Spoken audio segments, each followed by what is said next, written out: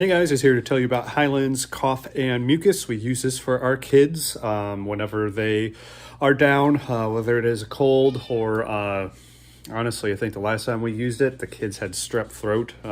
No fun. Just kind of gives them extra phlegm and just irritating stuff. This stuff kind of helps alleviate the symptoms while the antibiotic or whatever medicine they're taking takes care of the root cause. So as it says, it's good for kids 2 to 12. I've got a 6-year-old and 4-year-old. This stuff really helps them out. So glad to have something to help alleviate the symptoms when they're not feeling well.